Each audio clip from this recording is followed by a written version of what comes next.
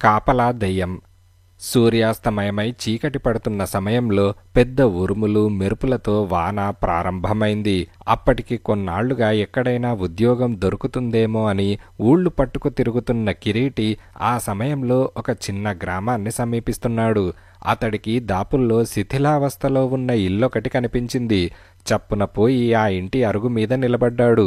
బయట కుండపోతగా వాన కురుస్తున్నది. చూస్తూ ఉండగానే బాగా చీకటి పడిపోయింది. వాన తగ్గే సూచనల్లేవు. ఇప్పుడేం చేయడమా అని అనుకుంటూ కిరీటి ఇంటి ద్వారబంధాలకేసి చూశాడు. తలుపుకు బాగా తుప్పుపట్టిన తాళం వేళ్లాడుతున్నది.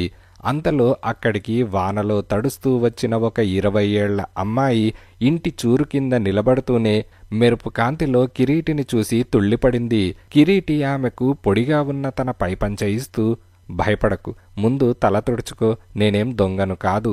అయినా ఇంత చీకటి వర్షంలో ఒంటరిగా ఎక్కడికి బయలుదేరావు అని అడిగాడు.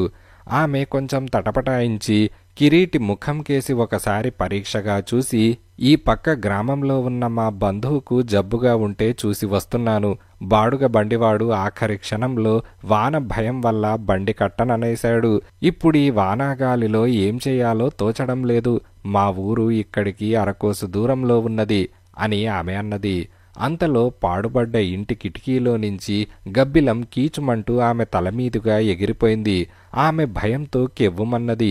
కిరీటి నవ్వి, వర్షంలో ఒంటరిగా రావడం చూసి చాలా ధైర్యవంతురాలివనుకున్నాను అని అన్నాడు.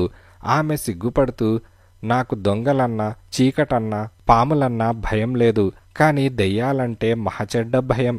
పాడుబడ్డ ఇళ్లలో దెయ్యాలుంటాయి కదా అని అన్నది. తర్వాత ఆమె తన పేరు శిల్ప అని చెప్పింది. కిరీటి ఒక క్షణమాగి, చూడు శిల్ప, మనకు ముందు తెలియదు కానీ మన చుట్టూ ఉన్న మనుషుల్లో దెయ్యాలను మించిన వాళ్ళున్నారు.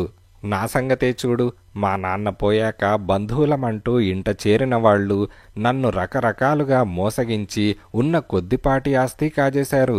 నేను బతుకు తెరువుకు ఉద్యోగం కోసం వెతుకుతూ తిరుగుతున్నాను. నాకు దెయ్యాల కన్నా మనుషులంటేనే భయం అని అన్నాడు.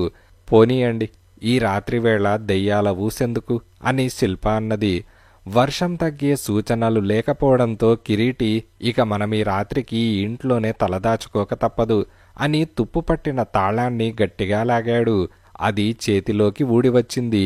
అంతలో లోపల్నుంచి, ఎవరు వాళ్ళు? నేను దెయ్యాన్ని, జాగ్రత్తగా లోపలికి రండి అన్న కేక వినిపించింది. శిల్ప వణికిపోతూ కిరీటి చెయ్యి పట్టుకొని, వర్షమైతే అయింది, పారిపోదాం రండి అని అన్నది. కిరీటి ఆ మాటలు వినిపించుకోకుండా కాలితో తలుపును గట్టిగా తన్నాడు. అది విరిగి ధబీమని వెనక్కు పడిపోయింది. అతడు చీకట్లోకి చూస్తూ, మేము మనుషులం, దెయ్యాలకు దడవని వాళ్లం అంటూ లోపలికి వెళ్ళాడు. గది మధ్య ఒక ముసలి దెయ్యం కూర్చొని ఉన్నది. అది కిరీటిని శిల్పను చూస్తూనే, ఎంత ధైర్యం, ఎంత పొగరు, నిలువునా చీల్చేస్తా అని అన్నది. అదేదో తర్వాత చేద్దువుగాని ముందీ సంగతి చెప్పు, ఈ పాడుకొంపన నువ్వు కాపలా కాస్తున్నది అని కిరీటి అడిగాడు. ఆ ప్రశ్న వింటూనే ముసలి దెయ్యం ఏడుపు ముఖం పెట్టి, ఈ కొంప అంటే నాకు పరమ చీదర. నా పెళ్ళాం పిల్లలు డబ్బు కోసం నన్ను జలగల్లా పట్టుకొని నానాహింస పెట్టేవాళ్లు. అవ్వా, సంపాదించడం ఖర్చు పెట్టడానికా? నేనేమీ వాళ్ల పప్పులు ఉడకనివ్వలేదు. నేను కాపలా కాస్తున్నది ఇక్కడ దాచిన నిధిని అని దెయ్యమన్నది. కిరీటి దెయ్యం కేసి జాలిగా చూస్తూ, పెళ్ళాం పిల్లలు నువ్వు కూడా అనుభవించక చచ్చి దెయ్యానివై ఆ డబ్బుకు కుక్క కాపలా కాస్తున్నావన్నమాట అని కిరీటి అన్నాడు. ముసలి దెయ్యం కొంతసేపు ఆలోచనలో పడ్డది. ఏళ్ల తరబడిగా అక్కడ కాపలా కూర్చోవడం దానికి విసుగనిపిస్తున్నది. అది గది మధ్య ఒక చోట తవ్వి పెట్టెనొక దాన్ని పైకి తీసి మూత తెరుస్తూ, ఈ డబ్బంతా నువ్వు తీసుకో, నాకు ఈ కాపలా బాధ తప్పుతుంది అని అన్నది. కిరీటి పెట్టెలోని నాణాలు కొన్ని తీసుకొని చూసి, నువ్వు చచ్చిపోయి చాలా పెద్ద కాలమే అయినట్టున్నది, ఇప్పుడీ రాగి సత్తు నాణాలు చెల్లవు అని అన్నాడు. అయ్యో అలాగా అంటూ దెయ్యం పెద్దగా మూలిగింది. ఆ మరుక్షణం దానికి గబ్బిలం ఆకారం వచ్చింది. అది కీచుమంటూ పెట్టెలోని నాణాల మీద ఒకసారి వాలి తుర్రుమంటూ బయటకు ఎగిరిపోయింది. కిరీటి పెట్టెను దెయ్యం తవ్విన గుంటలో పడవేసి గట్టిగా చేతులు దులుపుకుంటూ శిల్పకేసి చూశాడు. శిల్ప ఆశ్చర్యంగా, అబ్బా మీరెంత ధైర్యవంతులండి అని అన్నది. నా ధైర్యానికేం గాని ఈ రాత్రికి మనమిక్కడ కాలం గడపక తప్పదు అని కిరీటి అన్నాడు. ఇద్దరూ గదిని సాధ్యమైనంతలో శుభ్రం చేసుకొని నిద్రపోయారు.